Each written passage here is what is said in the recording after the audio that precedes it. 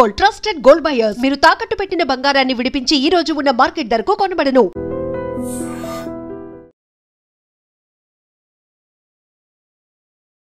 నమస్కారం, welcome to I dream. ధర్మ మార్గం విత్ విజిత కార్యక్రమానికి స్వాగతం.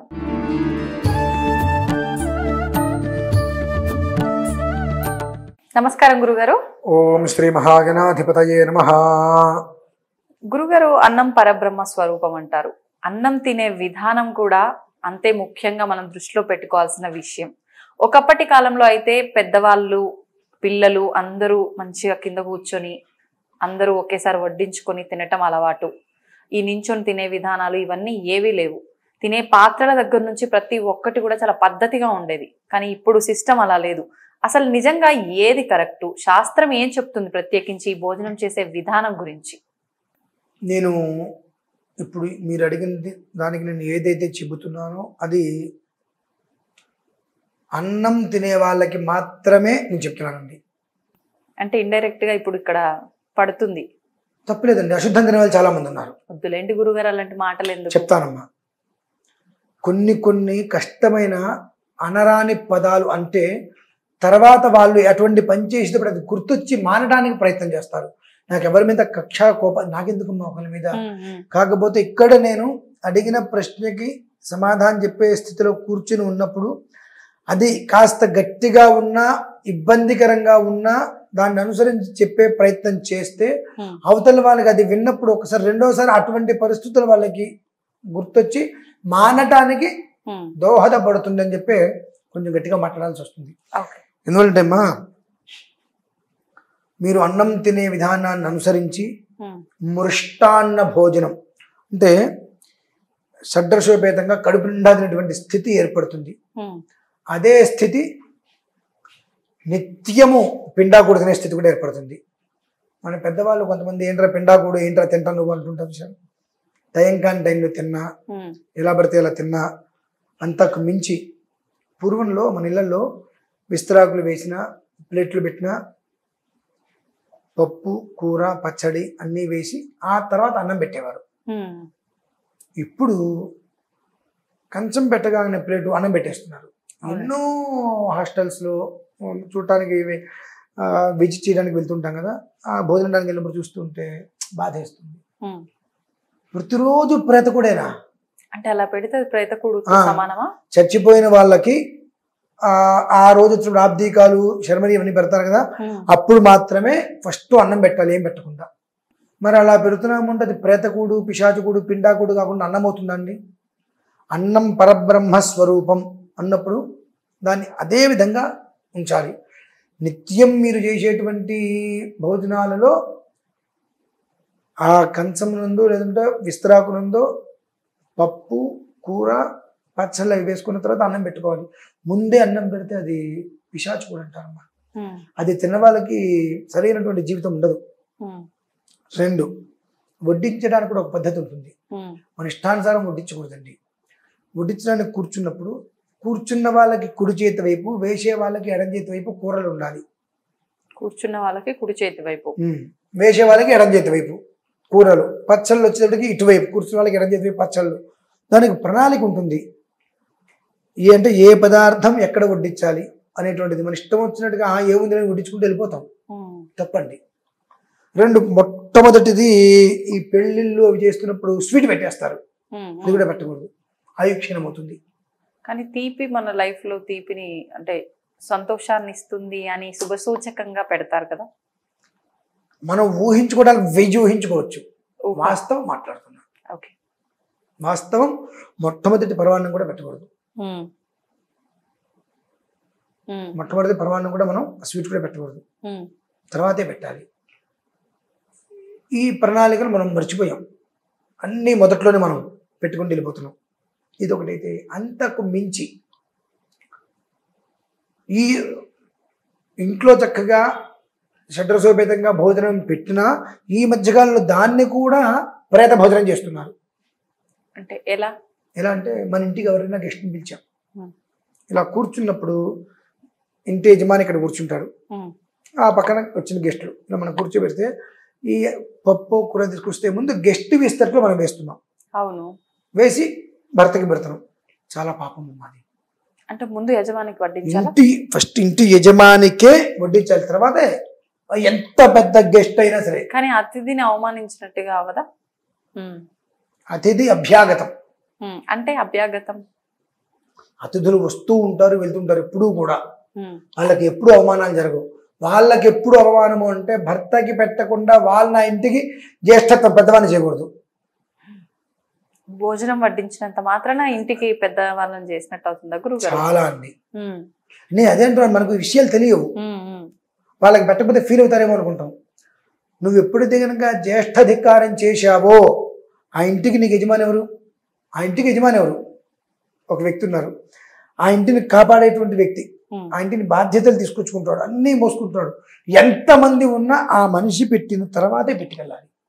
అంతేకాని ముందు నేను వచ్చిన గెస్ట్కి పెట్టిన తర్వాత నీ భర్తకి పెడతానో ఇంకోటి అంటే చాలా ప్రమాదం అమ్మాది. జ్యేష్ఠాధికారం అంటే ఆ మనిషి చనిపోయినట్టే లెక్క. ఇంకా ఇవి తెలుసుకోవాలి. కేవలం అన్నం పెట్టే విధానం, అన్నం తినే విధానాన్ని అనుసరించి వారి జీవితం ఏ స్థాయిలో ఉంటుందనేటువంటిది నిర్ణయింపబడుతుంది. రెండు, కొంతమంది అన్నం తినేటప్పుడు మరి ఏం పాడు బుద్ధి పుడుతుందో ఇలా 5 వేలతో కలుపుతారనమాట. అరచేతికి తగలకుండా, అరచేతికి తగలకుండా ఇలా అనమాట. ఏంటో అరచేతికి తగిలితే పాపమనో ఏమిటో తెలియదు మరి. అసలు ఇలా నాకు వాళ్ళని చూడగానే అనిపిస్తుంది, నీ బ్రతుకంతా అలానే ఉంటుంది కదరా బాబు. ఎప్పుడు అన్నీ ఉన్నా సరే కడుపు నిండా ఏ టయానికి నీకు తిండి దక్కదని అనిపిస్తుంది చూడంగానే. ఆ భోజనం చక్కగా 5 వేలతోటి చక్కగా కలుపుకొని తినాలమ్మా. అంటే అరిచేయికి అరిచేతికి తగలకుండా భోజనం ఎట్లా అవుతుంది? అసలు అమృతం మొత్తం అరిచేతిలోనే ఉంటుంది. మీరు ఇంటికైనా భోజనానికి వెళ్ళడం ఎలా పిలుస్తారు? అంటే ఇంటికి భోజనానికి రావాలి ఎలా చెప్తారు? కాల్ చేసి చెప్తాము. ఎదురుకుండా ఉంటే భోజనానికి రండి అని చెప్తాం, చేయి చూపిస్తాంగా. అవును. లేదంటే భోజనం చేసావా అని అడుగుతాంగా. భోజనం చేసామని అడగంగా. మనం ఏంటంటే 5 వేళ్ళు నోట్లోకి వెళ్ళాలి అంటే 5 వేలు అనుకుంటాం. హస్తం లేనిది 5 వేలు దేనికి పనికిరాదు. హస్తం లేనిది దేనికి పనికిరావు. హస్తం అనేటువంటిది దీని మీద మొత్తం, ఈ గ్రహగమనం మొత్తం దీని మీదే ఉంటుంది. గ్రహగమనం మొత్తం దీని మీదే ఉంటుంది. పితృదేవతలకు అన్ని ఇక్కడే ఉంటారు. మొత్తం కలిపి మనం భుజించేటువంటిదే భోజనం. భుక్తము భోక్తము అంటారు. ఈ వేళ మీద తినేటువంటిది కాదమ్మా. ఇవి కొన్ని మనం తెలుసుకోవాలి. తెలుసుకోకుండా ఏదో ఒకటి చేసేస్తామంటే దాని ప్రభావం కూడా మనకంతే లభ్యమవుతుంది. పప్పు అనేటువంటిది మొదట్లో వేయాలి. చనిపోయినప్పుడు ఇంట్లో కార్యక్రమాలు చేసేటప్పుడు పప్పు చివరికి వేస్తారు. ఇక్కడ పప్పు మొదట్లో వేయాలి, కానీ ఇక్కడ కూడా మనం పప్పు చివరికి వేస్తూ ఉంటాం. ఏం కర్మమ్మా. అన్నం చివరి పెట్టాలి మనం మామూలుగా ఇళ్లలో, కానీ మనం అన్నం మొదట్లో పెట్టేస్తాం. ఇవి చిన్నవి తెలుసుకోకపోతే ఎంత సంపాదించినా ఆ మనిషి సమయానుకూలంగా కడుపులోకి భోజనం చేయలేడు. మృష్టాన్నం అనేటువంటిది అతనికి లభ్యం కాదు. ఎప్పుడు కూడా ఆకలేస్తూనే ఉంటుంది, పదార్థాలు ఎదురుకుండా ఉంటే అతను తినలేదు. అటువంటి గతి పడుతుందమ్మా. ఇందులో ఇంకొక చివరి విషయం, ఫింగర్ బౌల్ అంటే ఏంటండి? చేయగడుక్కోవడానికి. తిండి తినంగానే పృష్ఠానికి బద్ధకం ఎక్కువయ్యి లేచి అక్కడికి వెళ్ళి చేయగడుక్కోవడానికి బద్ధకం ఎక్కువయ్యి అక్కడే గిన్నెలో చేయగడుక్కోవడం. భోజనం చేసిన తర్వాత పక్కకి వెళ్ళి చేయగడుక్కొని రాకుండా తిన్నటువంటి ప్లేట్ కావచ్చు విస్తరగానే తీయకూడదు. First of all. 2, నువ్వు ఎప్పుడైతే కనుక అన్నం తిన్న తర్వాత వెంటనే పక్కన గిన్నెలోనో ఫింగర్ బౌల్లోనో నువ్వు చేయగడిగేసుకున్నావో భగవంతుడు తథాస్తు అంటాడు వెంటనే. అనటం వల్ల నీ బ్రతుకులంతకాలం కూడా నీకు అటువంటి కర్మ పడుతుంది. అంటే కాళ్ళు చేతిలో పనిచేయకపోతాయి, కాళ్ళు పనిచేయకపోతేనేగా మనం ఆ కంచి పక్కకి వెళ్ళాక అక్కడే కూర్చున్న చోటు నుంచి కదలకుండా ఉండేటట్టుగా. మనం తిన్న తర్వాత ఆ మనిషి కాళ్ళు పనిచేయవు, నడవలేడు, అనారోగ్యం ఉంది అంటే అక్కడ చేతులు కడుక్కుంటాడు. 1-2 సార్లు వింటే వాళ్ళ జీవితం కోసం వాళ్ళకి అటువంటి శాపగ్రస్త ప్రభావం వాళ్ళకి రాకుండా ఉండాలంటే కఠినమైన 2-3 మాటలు నేను అని చెబితే వాళ్ళకి 1 సారి 2 సార్లు అయినా విని 3వ సారి ఆ విషయం జ్ఞాపకం వచ్చినప్పుడు అటువంటి కుంటి బ్రతుకు అంటే దాన్ని ఏమంటారమ్మా, అంగవైకల్యం అంటే ఏదో ఒకటి భగవంతుడు ఇచ్చిందని మనం చేతులు నాశనం చేసుకోవడం, అటువంటి బ్రతుకు మనకు వద్దు అని చెప్పి కనీసం ఆ రకంగా వాళ్ళు గమనించుకొని అర్థం చేసుకోగలుగుతారు అని చెప్పి కాస్త ఆవేదన అనిపించినా నాకు ఎందుకు అరుస్తున్నాను అంటే కోపం కదమ్మా, అర్థం చేసుకొని వాళ్ళని వాళ్ళు నిలబెట్టుకోగలుగుతారు ఒక ఉద్దేశంతో. ఇప్పుడు ఆహారం తినే పద్ధతిని బట్టి కూడా ఆహారం అది అమృతంగా మారటం, విషంగా మారటం ఉంటుందంటారా? ఇప్పుడు ఇదే ఇది చాలా మంది మనం కొన్ని మాటలు వింటాం, వాడు ఎంగిల్ చేత్తో కాకి కూడా ముద్ద వేయడు అని అంటుంటాం. కొంతమంది మరి వాళ్ళు ఎందుకు తింటారు తెలియదు, పక్కన కూర్చున్న వ్యక్తికి వికారం రావడం కోసమే కానివ్వండి, ఇలా ఇలా ఇలా ఇలా బా అది చూస్తేనే మహారోత పడుతుంది. అవును, కొంతమంది సౌండ్ చేస్తూ తింటారు, ఇలా 4 వేలు లోపల అంతే. ఎంత వికారం పడుతుందంటే మనం భోజనం చేసేటప్పుడు చివరిలో ఆ పెరుగన్నం అలా పిండి ఒక ముద్ద పక్కన పెట్టాలమ్మా. ఎందుకనండి? ఆ ముద్ద పక్కన పెట్టి మనం భోజనం అయిపోయిన తర్వాత మీరు కాస్త ఈసారి మీరు మామూలుగా బయట వీడియోస్ వెళ్తున్నప్పుడు కాస్త 60 ఏళ్ళు 70 ఏళ్ళు వాళ్ళ ఇంటికి వెళ్తారు కదా, వాళ్ళ ఇంటికి వెళ్ళినప్పుడు పెరట్లు చూడండి, మందార చెట్లు ఉన్నప్పుడు ఆ చెట్ల కింద చిన్న చిన్న చీమలు బాగా ఎక్కువ వస్తాయి. ఓకే, వాళ్ళు తిన్న భోజనం చేసిన తర్వాత ఆ చేతిని ఎక్కడికి వచ్చి విదిలిస్తారమ్మా ఇట్లా. కిగ్గుస్విదాసీత్ పూర్వచిత్తి కిగ్గుస్విదాసీత్ బృహద్వయ కిగ్గుస్విదాసీత్ పిషంగిల కిగ్గుస్విదాసీత్ పిలిప్పిల అంటే ఈ పిపీలికాలు, ఈగలు చీమలు ఈ పిపీలికాలు ఇవన్నీ వీళ్ళు తినగా మిగిలిన పదార్థం అలా విధులు చేసేసి అక్కడ చీకటికోవడం వల్ల ఆ పదార్థం తిని వాళ్ళు క్షేమంగా ఉండాలని కోరుకుంటే ఆ జీవులు. ఆ ముద్ద అన్నం పక్కన పెడతాం కదా, అగ్నిదగ్ధేభ్య అనగ్నిదగ్ధేభ్య అని చెప్పి మన పూర్వీకులు ఎవరో ఎక్కడో తెలియని వాళ్ళు చనిపోయిన వాళ్ళు ఉంటుంటారు. ఆ ముద్ద పిండేసి అక్కడ పెట్టినప్పుడు ఆ విస్తరాకు తీసుకెళ్ళి అక్కడ పడేసినప్పుడు ఆ కాకులు అవి వచ్చి ఆ పదార్థం తిని దీవిస్తాయమ్మా. దానికోసం చేయాలి. ఇప్పుడు మొదటి ముద్ద కూడా పక్కన పెట్టాలి, అది వేరు మళ్ళీ. అది ఎందుకోసం? అది జీవపిత్రులు చేయకూడదు పని, అంటే పెద్దవాళ్ళు తండ్రి ఉన్న వాళ్ళు చేయకూడదు పని. తల్లి తండ్రి లేని వాళ్ళు మొట్టమొదటి ముద్ద పప్పు నెయ్యి కలిపి కాకి పెట్టాలి, నిత్యము పెట్టాలి. ఒకరుండి ఒకరు లేనప్పుడు కూడా చేయకూడదా? తండ్రి ఉన్నాడు తల్లి లేదంటే పనికిరాదు. తల్లి ఉండి తండ్రి లేకపోతే తీరాల్సింది. అంటే ఆడవారైనా మగవారైనా పెట్టాల్సింది. ఆడవాళ్ళకి అవసరం లేదు, మగవాళ్ళే పెట్టి కాకపోతే ఏం చేస్తుంటే ఆడవాళ్ళకి ఇచ్చి పైన పెట్టమంటారు. ఓకే, ఇవి కొన్ని ప్రణాళికలు ఉంటాయి ప్రధానికి, వాటిని మనం చెయ్యం కదమ్మా. ఆ చెయ్యకపోవటం వల్లనే ఇవాళ మన దగ్గర ఆహార పదార్థాలు ఎక్కువ ఉన్నా సమయానుకంగా మన కడుపు నిండలేకపోతుంది, తిన్న తర్వాత రకరకాల ఇబ్బందులు. ఇవే కారణాలు. నువ్వు తినే విధానాన్ని అనుసరించే అది నీకు అరగాల అరగక్కర్లేదు, అరుగుతుందా అరగదా ప్రతిదీ. అన్న సూక్తం త్రిసుపర్ణం లేదా అన్నపూర్ణ సదాపూర్ణ అనేటువంటి స్మరించుకొని ప్రతిరోజు ముద్ద తీసుకోవాలి. ఇంకొక విషయం అండి, నాకు ఇప్పుడు మీరే గుర్తొచ్చారు. ఇంతకు ముందర ఒకసారి ఆహారం అనే కాదు మంచినీళ్ళు కూడా మీకు వాటర్ ఇస్తే నించున్నోళ్ళు నించున్నట్టుగా తాగకుండా కొంచెం బెండ్ అయ్యి తాగడం నేను చూసిన.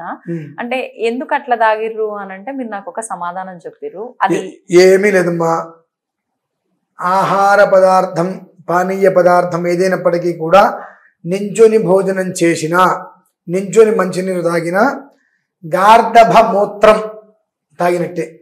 గార్ధభం అంటే గాడిద తాగినట్టు కనుక మేము ఎక్కడైనా సరే ఇస్తే గబిక్కిన మోకాలైనా వంచినడు తాగుతాం. అంటే అది ఏదైనా శాస్త్రంలో ఉందా? అయ్యో ఎందులో ఉందండి? మీరు ధర్మసింధు నిర్ణయ సింధు అందులో చూడండి, ప్రతి ఒక్కటి మనం సగం మంచినీళ్ళు తాగి పక్కన పెట్టి తర్వాత తాగడానికి కూడా పనికిరావు. అవునా? ప్రతిదీ శాస్త్ర ప్రమాణాలు. ఇవాళ తప్పేశాం మనం, ఇవాళ అంతగా మనం శాస్త్ర ప్రమాణాన్ని పాటించట్లా. కొంచెమైనా పాటించకపోతే జీవితాలు రేపు ఉదయం. దానికి కనీసం ఆహార నియమాలైనా శుభ్రతగా పాటించండి అని చెబుతుంటారు. ఇంకా మరి కొంతమందికి మనం చెప్పక్కర్లేదు. పెళ్లిళ్ళు చూస్తూ ఉంటాము, బఫే అని చెప్పి వడ్డించేవాడు మహాపవిత్రం, మడిగట్టుకొని ఉంటాడు, కింద షూ వేసుకొని ఉంటాడు చక్కగా. తినేవాళ్ళు అంతకన్నా శుభ్రమైన వాళ్ళు అదే షూ వేసుకొని అదే చెప్పులు వేసుకొని వచ్చి ముష్టెత్తుకుంటూ. ఈ మాట లేదమ్మా. వివాహము అంటే పచ్చటి పందిరి కింద దంపతులు వివాహం చేసుకుని వచ్చిన వాళ్ళందరూ కడుపు నిండా భోజనం చేసి ఆ దంపతులను ఆశీర్వదించాలి. కడుపు నిండా భోజనం చేయటం అంటే ఏంటి? చక్కగా విస్తరాకులో కూర్చొని, కింద కూర్చోలేకపోవచ్చు, టేబుల్ మీద కూర్చొని వడ్డించేటువంటి వారు చక్కగా ప్రణాళికగా వడ్డించుకుంటూ ఉంటే అది తిని లేవటం. ఈ ఇది పట్టుకుంటూ వెళ్ళిపోతే ఎంతవరకు అది సమంజసం చెప్పండి అమ్మా. అంటే పరిస్థితులకు తగ్గట్టుగా మారటం తప్పంటారా? ఏది పరిస్థితులు? ఇంతకు ముందున్న పరిస్థితులు ఇప్పుడు లేవు కదా గురుగారు, ఏ విషయంలో తీసుకున్నా కూడా. ఎవరు మారింది? ఎవరండి? ఒక అసహ్యకరమైన మాట కూడా మాట్లాడతా, తప్పదు. అంటే పళ్ళు రాలగొట్టట్టు ఉంటేనే కొన్ని కొన్ని అర్థమవుతాయి. కాలం మారింది, కాలం మారింది, కాబట్టి ఇలా చేస్తున్నామన్నారు కదా. వివాహం అయిన తర్వాత దంపతులు ఇద్దరిని గదిలోకి పంపిస్తారు, ఆరు బయట అందరం మధ్యలో చేయమని చెప్పరుగా. కాలం మారింది కదా అని చెప్పి చేస్తారా? నేను అనకూడదు ఆ మాట. ఇలానే ఉంటాయమ్మా, అంత దరిద్రంగానే ఉంటుంది, అంత దాన్ని అనుసరించిన దరిద్రంగానే ఉంటుంది. ఏది గుప్తంగా జరగాలో అది గుప్తంగానే ఉండాలి, ఏది బహిర్గతంగా ఉండాలో అది బహిర్గతంగా ఉండాలి. అది ఇటు మారినా ప్రమాదమేగా. కాబట్టి అది గమనించుకోవాలి. మన అవసరానికి తగ్గట్టుగా మనం మార్చుకుంటున్నాం, కాలం మారలేదండి. మీ నాయనమ్మ గారు చిన్నప్పుడు కావచ్చు, మీ పిల్లలు చిన్నప్పుడు కావచ్చు, రేపు నా మనవళ్ళు వచ్చి వారికి మనవడు వచ్చినా సూర్యుడు తూర్పు ఉదయిస్తాడుగా. మరి వాళ్ళు ఎక్కడా మారట్లేదు కదండి. కానీ మనం మన అవసరాలకు తగ్గట్టుగా మన గొప్పతనం కోసం మనం కాదంటారా? అంటే ఇంకొక చిన్న డౌట్, మళ్ళీ మీ కోపం నాకు ఎప్పుడు కోపం కదమ్మా. కోపం ఎప్పుడు, కాకపోతే అవతల వ్యక్తికి గరిటె కాల్చి వాత పెట్టినట్టు చెబితే తప్పితే అర్థం కాదు అనుకుంటే అలా చెప్తా, లేదనుకోండి నార్మల్గా చెప్పేస్తా. అంటే కొంతమంది చెప్తూ ఉంటారు కదా, ఇప్పుడు ఇవన్నీ కూడా మనం చేస్తున్నాయి అధర్మమైన పనులు, పాపం పనులు, ఒక రకంగా ఇవి చేసేవన్నీ కూడా ఇదంతా కూడా కలియుగం కాబట్టి కలి ప్రభావం వల్లే ఇలాంటివి జరుగుతాయి, మన చేతుల్లో ఏం లేదు అని చెప్తారు కదా. అదంతా చాలా మంచి మాట అమ్మా. ఇది కలి ప్రభావం కదా. మంటల్లో కూర్చుంటాడా? ఐస్ గడ్డ మీద కూర్చుంటాడా? కలి ప్రభావంలో అవి కూడా ఒకటే కదా. అంటే మనకు నచ్చినవి మాత్రమే కలి ప్రభావమా? ఇక్కడ మనకు నచ్చినవి మాత్రమే మనం చేస్తున్నాం, దాన్ని ప్రశ్నిస్తే కలి ప్రభావం అంటున్నాం. మనకు నచ్చనివి కూడా చేసి కలి ప్రభావం అంటారా? కాబట్టి ఇక్కడ ఏంటంటే కేవలం మన అవసరానికి తగ్గట్టుగా మనం మార్చుకుంటూ, ఎవరైనా అడిగితే దానికి ఒక సమాధానం వాళ్ళకి చెప్పి నిజమే కదా అని అనిపిస్తున్నాం మనం. నాలాంటి వాడైతే ఆ చేయి తీసుకెళ్ళి వేణీళ్ళలో పెట్టి కాలుతుండగా కలి కలి కలి కలి ప్రభావం అంట ఊరుకుంటాడా? చెయ్యి, నువ్వు చేయటం వలన ఎదుటి మనిషికి హాని రాకుండా నువ్వు చేసుకో. నువ్వు ఒక్కడివి చేయటం వలన అది చూసి బాగుందని కొన్ని నలుగురు మొదలు పెడుతున్నారు. తాను చెడ్డకోతే వనమంతా చేర్చింది అన్నారుగా. అంటే ఒకరి నాశనానికి ఒకటి కారణం అవుతున్నాడుగా. అది నువ్వెందుకు అవుతావు అంట నేను. ఇంకోటి ఎవడైతే అవుతాడు, నువ్వెందుకు అవ్వాలి? ఎవడికి వాడాలా, నేను ఎందుకు అవ్వాలనుకుంటే ఇలా ఉంటుందండి పరిస్థితి. నేను చెప్పేటువంటి దాంట్లో కాస్త కాఠిన్యమైన పదాలు, అనరాని మాటలు ఎందుకు మధ్య మధ్యలో మాట్లాడతానంటే నాకేదో కోపం, ద్వేషం అనుకుంటారు. 8 రకాల శాస్త్రాలు చదివి సో నేను ఇంట్లో కూర్చుంటున్న దగ్గరకు వచ్చి ఎవరికి చెప్పకపోయినా నష్టం లేదు. ఇక్కడికి వచ్చి మీరు అడిగినప్పుడైనా కనీసం ఇది నువ్వు అనుభవిస్తే బాగుపడతావు లేదా నాశనం అవుతావు, నీ ఇష్టం, నీ కర్మను నువ్వు బాగు చేసుకుంటావు లేదా అనేటువంటి విషయాన్ని చెప్పలేనప్పుడు నేను ఇక్కడ కూర్చోవడం దేనికి? మీరు ఇలా చెయ్యండి అని నేను చెప్తున్నా కదా. చెప్పడం చేతగానప్పుడు నేను ఇక్కడ కూర్చొని చెప్పకూడదు. ఇక్కడ నేను కూర్చొని చెప్పాలి అంటే కష్టమైన, నీకు వినటానికి ఇబ్బందిగా అనిపించిన ఇదే వాస్తవాన్ని చెప్పాల్సి అని చెప్పగలిగితే ఆయన నన్ను కనీసం కరుణించకపోయినా ఆగ్రహించుకుంటా ఉంటాడు. లేదనుకోండి ఆయన కొట్టేది ఎక్కడో పడతాం వెళ్ళి. అవి నేను పాటిస్తానమ్మా. అందుకనే ఆయనకి కాస్త ముక్కు మీద కోపం, ముక్కు మీద మంచిది శుభం కాస్త ఏం కాదండి, బాగానే ఆఫ్ కెమెరాలో చూస్తే అర్థమవుతుంది ఇలా ఉంటాను అంతే. ధన్యవాదాలండి. తవ్వుతూనే శివలింగం సరే దాన్ని అట్లా కప్పేసేయండి, చూపించదండి. మూర్తి పూజ కాదు, సాక్షాత్ బ్రజేంద్ర నందన భగవాన్ ఉన్నారు మూర్తిలో. ఏమీ ఆశించకుండా ఆరాధించే వాళ్ళు కూడా ఉన్నారా ప్రభుజీ? నిజమైన భక్తి అంటే మనకు తెలియదు కాబట్టి